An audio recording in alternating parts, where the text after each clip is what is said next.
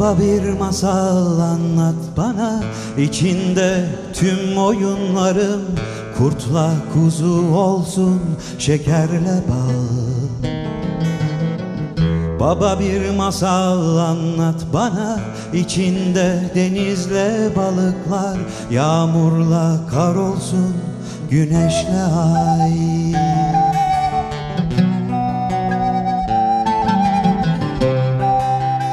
Varlığını emeğiyle hissettiren tüm babaların Babalar Günü kutlu olsun. Dalıp gitsem bile bırakıp gitme sakın beni.